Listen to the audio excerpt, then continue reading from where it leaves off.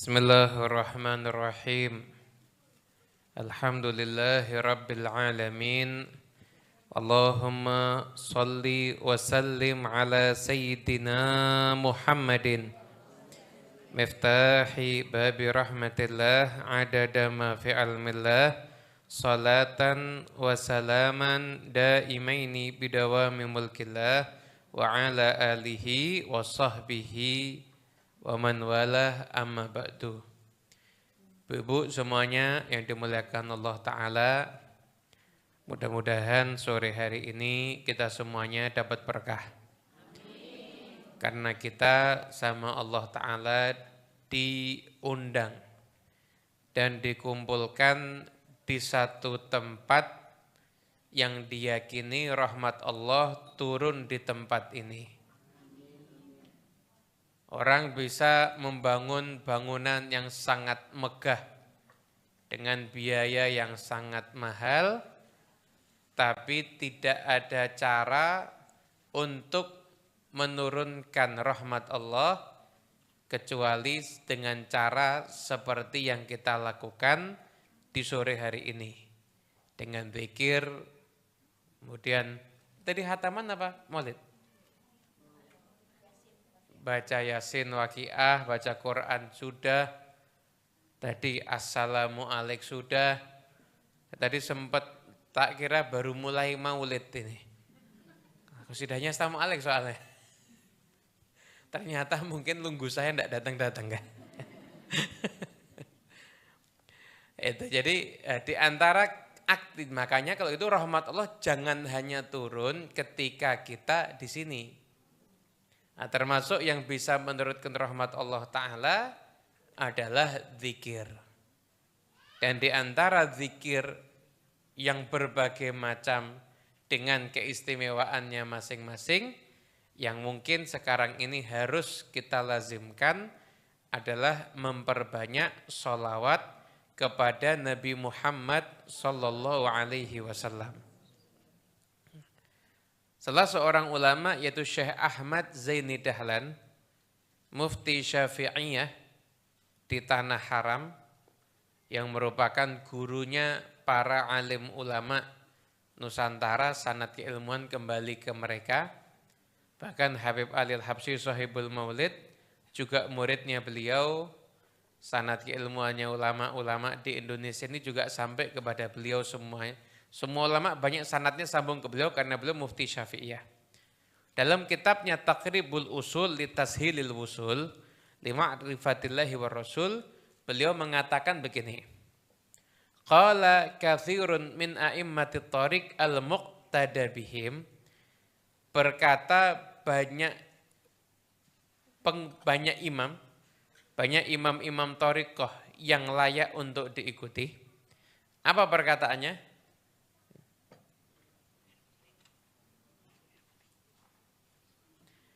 Apa perkataannya? Ini tersela order air putih tadi. Ini perkataannya Syekh Ahmad Zaini Dahlan. Innal ishtighala bis salati ala nabiyyi sallallahu alaihi wasallam min a'zami asbabil fathi ala al-abdi. Wa annaha taqumu maqama syekh fit tarbiyah. Sesungguhnya menyibukkan diri dengan memperbanyak sholawat atas junjungan Nabi Muhammad SAW, junjungan kita, maka itu adalah sebab teragung untuk orang itu bisa mendapatkan futuh. Futuh itu artinya apa? Terbuka. Terbuka apa? Terbukanya semua pintu kebaikan. Termasuk pintu hubungan dengan Allah, pintu hubungan dengan Rasul, pintu hubungan dengan kekasih Allah, pintu ilmu manfaat, pintu rezeki barokah, terbukanya semua pintu kebaikan, itu sebab yang teragung adalah ketika orang ishtighal, sibuk. Bukan cuma baca, sibuk sholawat atas Nabi. Bahkan sholawat atas Nabi itu kedudukannya seperti kedudukan guru yang mendidik. Wa qad wasala biha ila ma'rifatillahi ta'ala katsirun minal 'arifin lam yakun lahum syaikhun ghairu dzalik. Kadang-kadang orang itu bisa sampai ke Allah Ta'ala, banyak orang-orang besar, padahal dia enggak punya guru selain sholawatnya dia kepada Nabi Muhammad SAW. Nah, ini saya bawa kitab, judulnya Min Ma'arif As-Sadah As-Sufiyah, karya Muhammad Khalid Thabit. Nah, beliau mengatakan begini, saya ketika mendengar ucapan ini, walaupun ucapan ini maknanya banyak ya, jadi orang itu suruh sibuk sama sholawat. Kenapa? Sholawat itu nanti membuka pintu-pintu kebaikan. Membuka pintu-pintu kebaikan. Hajat Anda yang mungkin Anda impi-impikan tapi belum kabul-kabul, nanti mungkin kuncinya ketika Anda sholawat sama Nabi. Itu hajat akan kabul. Yang bingung, anak saya kok nakal, anak saya kok begini. Sholawat sama Nabi Muhammad. Kenapa nasib saya begini? Sholawat sama Nabi Muhammad. Karena kadang-kadang nasib pun bisa berubah karena sholawat. Nasib itu bisa berubah karena sholawat kepada Rasulullah Sallallahu Alaihi Wasallam. Nah, kisahkan ada salah seorang syekh, namanya Syekh Abdul Maqsud Muhammad Salim. Beliau penulis kitab Anwarul Haq fi Sholati ala Sayyidil Khalq. Penulis kitab Anwarul Haq. Beliau menceritakan, dikisahkan beliau itu awalnya adalah seorang petugas keamanan. Petugas keamanan. Dan awal-awal beliau itu menjabat jadi petugas keamanan itu, beliau itu memperbanyak sholawat kepada Nabi Muhammad SAW. Beliau mengatakan, saya pada mungkin beliau dalam perjalanan hidupnya, saya itu tiba-tiba hati saya terikat dengan sholawat. Senang sholawat ya, mungkin dengarkan ceramah tentang sholawat, atau mungkin baca keutamaan sholawat, tiba-tiba tertarik untuk memperbanyak sholawat kepada Nabi. Akhirnya aku menjadikan sholawat itu sebagai wirid, dan mulai aku hitung. Dan berkat taufik Allah, wiridku pertama kali, itu aku mulai wiritan 1000 pagi, 1000 sore. Itu berarti mulai sore, asar sampai malam, 1000 pagi, 1000 sore. Itu. Kemudian setelah itu, pekerjaanku ternyata aku ini jadi diangkat menjadi seorang kayak pegawai perusahaan komunikasi. Di situ, karyawan perusahaan komunikasi. Waktuku semakin longgar. Karena kalau petugas keamanan kan nggak kenal waktu kerjanya, ya kan? Ini waktuku semakin longgar. Maka wiridku aku tambah lagi sholawatnya. Dari 1000 pagi, 1000 sore, jadi 5000 pagi, 5000 sore. Ketika itu. Maka ketika itu, akhirnya aku sampai akhirnya bisa sholawat sampai satu hari itu sekian belas ribu kali. Itu sholawat terus. Dan nasibnya itu berubah, jadi lebih bagus, dan lebih bagus. Ketika itu, ketika dia sudah banyak sholawat, siapa gurunya?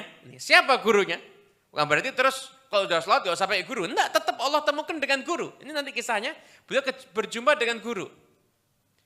Yang pertama kali menjadi gurunya yang merubah hidupnya itu adalah ini kisah ini.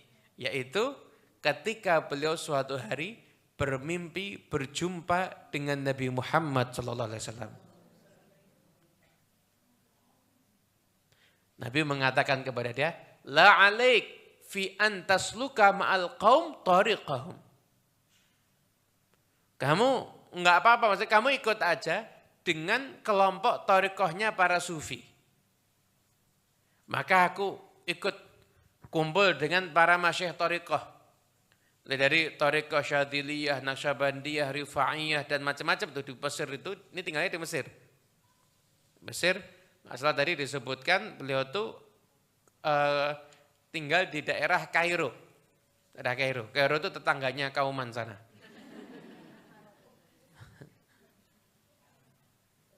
Ini punyai bilang Maroko berarti ngikuti Piala Dunia berarti.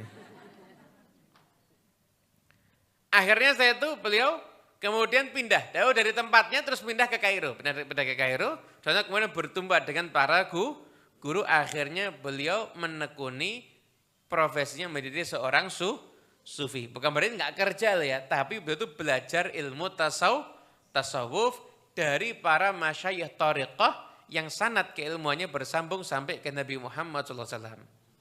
Akhirnya beliau itu karena senang sholawat, tiba-tiba terlintas dalam pikiran beliau itu pengen membuat buku tentang sholawat. Di sholawat yang ada dalam kreasi beliau itu mau dituliskan ketika itu. Dia dikasih nama Anwarul Haqi fi sholati ala Sayyidil Khalqi Sayyidina wa Maulana Muhammad. Nah, ketika beliau ketika itu dia akhirnya gak apa lama setelah itu mimpi lagi ketemu Nabi Muhammad. Beliau bilang sama Rasulullah, ya Rasulullah, aku ingin engkau melihat sholawatku ini. Kata Nabi, diterima sholawatnya. Saya sudah lihat, kata Nabi begitu. Terus kemudian beliau akhirnya karena sudah dapat jaminan ini diterima sama Nabi, maka sholawat itu mulai dicetak di mana-mana. Bahkan ada juga beberapa bulan setelah itu, maka beliau sudah dirapikan ini, minta izin sama Nabi. Ya Rasulullah, kalau sholawat ini saya cetak gimana? Cetak, enggak apa-apa. Akhirnya bukunya Anwarul Haq ini, sholawat ini sampai ada di mana? Di mana-mana. Akhirnya Syekh Abdul Maqsud Salim ini, itu ketika wafat tahun 77 Masehi, berarti belum lama. 77 Masehi itu berarti berapa tahun yang lalu itu? Sekitar 45 tahun yang lalu itu beliau dimakamkan di dekat makamnya Imam Syafi'i. Ini berubah nasibnya jadi orang besar karena memperbanyak selawat pada Nabi Muhammad SAW. Sekarang ini, saya yakin, ini ibu-ibu begitu denger ini, langsung kepengen banyak selawat ya. Ya, di sini. Pakai sandal, naik motor, sampai rumah. Mesti ingat. Tapi semangat sudah berkurang. Besok pagi, semangat semakin, besoknya lagi. Ya kita minta sama Allah, semoga insya Allah semangat sholawat terus sama Nabi Muhammad. Lah biar kita itu semangat sholawat terus sama Nabi, kita harus sadar, kita harus ngerti bahwasanya ini sholawat manfaatnya besar dalam kehidupan kita. Ini sholawat manfaatnya aku dalam kehidupan kita. Kita ini sekarang kalau kita ngukur dosa kita ini banyak ya kan? Banyak dosa kita. Kita sekali duduk sama teman tuh bisa berapa orang yang kita rasani? Komplit, tetangga dekat, tetangga jauh, masih hidup sudah mati, kena semua. Nah sekarang ini kita perlu bacaan yang untuk mencegah kita agar kita selamat daripada perbuatan maksiat. Biar enggak ngunjing orang, biar kita jadi semakin baik seperti kita dibimbing selalu oleh guru adalah sholawat kepada Nabi Muhammad SAW. Kata Habib Abdullah bin Alawil Haddad beliau mengatakan cukup keutamaan sholawat itu ketika Allah mengatakan siapa sholawat kepadamu wahai Muhammad sekali, aku bersolawat kepadanya. Seandainya Allah bilang sekali itu udah cukup. Jadi seandainya tidak pernah ada riwayat, tidak pernah ada bahkan hikayat tentang keutamaan sholawat. Kecuali Allah Ta'ala menyampaikan kepada Nabi yang sholawat kepada Nabi dibalas sama Allah. Sholawat satu umpama sama Allah dibalas hanya satu, itu udah cukup. Tapi bagaimana sekian banyak riwayat tentang sholawat. Sekian banyak hikayat orang yang mendapatkan kemuliaan sholawat. Dan lebih istimewanya lagi, orang yang sholawat kepada Nabi Muhammad satu kali, Allah bersholawat kepada dia 10 kali. Kalau Anda bertemu dengan seorang kekasih Allah yang soleh, Anda didoakan dengan doa yang sama, semoga Allah merahmatimu 10 kali. Rasanya udah terbang hati ini. Gimana kalau Rabbul Alamin yang mendoakan Anda 10 kali. Kok bisa Allah Ta'ala sampai mendoakan Anda 10 kali? Karena Anda sholawat 1 kali kepada kekasihnya yaitu Nabi Muhammad SAW. Karena itu yuk sholawat. Nah, kiat biar kita itu ingat sholawat. Sekarang ini mulai sering-sering kalau pergi kantongin tasbih. Pergi kantongin tasbih. Nanti kalau megang tasbih kan riak, Beb. Nggak usah mikir riak dulu, pokoknya sholawat dulu. Nanti riak dibahas urusan lain, tapi sholawat dulu. Sholawat dulu. Sampai sholawat itu seperti nafas Anda. Sampai sholawat itu seperti makan Anda. Anda kalau enggak di rumah, di luar, lagi lapar, cari makan enggak? Sampai roh Anda itu lapar kepada sholawat, kalau enggak sholawat sama Nabi, maka enggak usah pakai tasbih, enggak apa-apa. Tapi untuk sementara kita yang pemula, pegang tasbih. Banyak sholawat kepada Nabi, pegang tasbih itu mulia. Itu ada salah seorang ulama yang beliau mimpi ketemu sama Nabi. Mimpi ketemu Nabi. Nah ini enggak bisa dikatakan masuk kategori hadis sahih atau hadis hasan atau hadis dhaif atau mutawatir atau tidak. Karena ketemunya Nabi dalam mimpi. Tapi mimpi ketemu Nabi itu hak. Makanya kalau Nabi ada pesan di dalam mimpi, pesannya itu berarti sesuatu yang hak. Nabi pesan sama dia, kamu kalau minum kopi, selama rasa kopi itu masih ada di mulutmu, selama rasa kopi itu masih ada di mulutmu, maka malaikat ngistighfarin kamu. Ingin coba? Kok merah?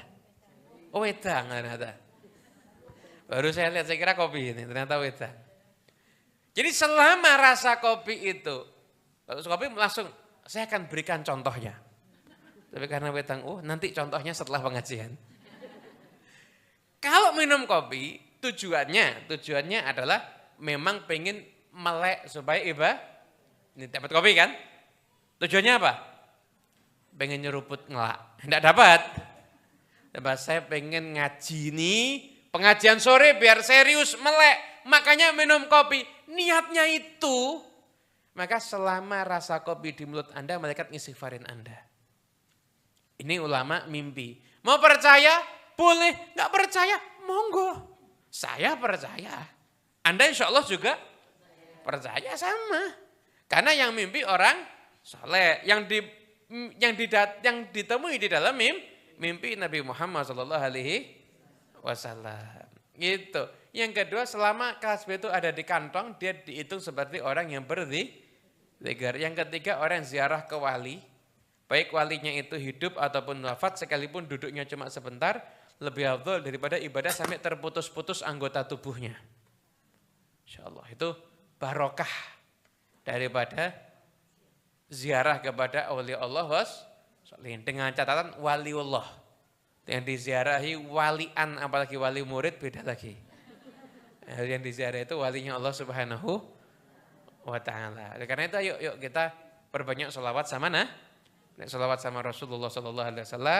Nanti agar kita semuanya itu jadi orang yang dekat sama Nabi. Karena kita mau beramal, kita ini amal yang berat-berat sudah susah. Mau tahajud istiqomah juga susah. Baca Quran sehari 1 juz, 2 juz juga susah. Makanya tambal kekurangan kita dengan sholawatnya kita kepada Rasulullah SAW. Insya Allah berkat sholawatnya kita sama Rasulullah, maka kekurangan kita semuanya akan ditambah oleh Allah Subhanahu wa ta'ala. Ingat-ingat pesan ini, sholawat itu bisa merubah nasib kita. Orang yang celaka karena banyak sholawat diusap sama Nabi, wajah gelap jadi terang, banyak kisahnya. Anak yang mungkin kurang nakal atau anaknya ada satu kekurangan yang sudah bingung, kesana kemarin gak ada solusi, mari ibunya sholawat sama Nabi, ayahnya diajak sholawat sama Nabi. Insya Allah sholawatnya itu akan jadi sebab anaknya itu diberikan kebaikan oleh Allah Ta'ala. Begitu juga mungkin urusan pribadi kita, yang mungkin kita masih punya banyak hutang, yang mungkin kita masih bingung dalam kehidupan. Habib ini lagi baru di PHK, ya udah pokoknya kamu tetap ikhtiar, waktunya jam kerja kamu keluar rumah. Enggak, aku ngapain ya, pokoknya kalau nggak ada apa-apa itikaf di masjid. Jadi jangan kalau sudah di PHK terus jadi malas. Pokoknya pegang tasbih, ya Allah. Kalau yang makhluk nggak mau menerima saya kerja dengan dia, engkau Tuhannya, saya mau kerja denganmu ya Allah. Ya pokoknya kerja nanti bantu ya orang, khidmat sama orang, datang ke masjid mungkin bersih-bersih masjid ada pengajian, ya ikut dengarkan pengajian, ikut salat jamaah di masjid. Ya kerja, ini kerja sama Allah. Siapa tahu nanti dapat rezeki dari sisi yang tidak diduga. hidup ini disetel, memang buat kita itu bingung. Tatanan dunia ini dibuat sama Allah Ta'ala memang dijadikan dunia itu tidak enak. Dunia ini dia setel untuk tidak enak. Kenapa? Biar kita tidak usah nyaman-nyaman, nanti nyamannya di akhirat aja. Tapi kekasih Allah tetap tidak enaknya itu tetap bisa merasakan enak. Kenapa? Karena hatinya dekat sama Allah Subhanahu wa taala. Ala inna auliya Allah la khaufun alaihim wa lahum. Mereka kekasih Allah itu apa? Enggak pernah takut dan juga enggak pernah sedih. Kita juga minta yang sama kepada Allah taala insyaallah. Dan insyaallah kajian Rabu di sore hari ini mendatangkan ilmu yang berkah manfaat untuk kita semuanya. Amin ya rabbal alamin. Ala hadhihi niyyah wa kulli niyatin salihah jami'ah syamilah maqbulah fi khairi hadid dunya wal akhirah wa ila khatatin Nabi Muhammadin sallallahu alaihi wasallam. Al-Fatihah. Bismillahirrahmanirrahim. Alhamdulillahirabbil alamin arrahmanirrahim maliki yaumiddin iyyaka na'budu wa iyyaka nasta'in ihdinas siratal mustaqim siratal ladzina an'amta 'alaihim ghairil maghdubi 'alaihim waladdallin.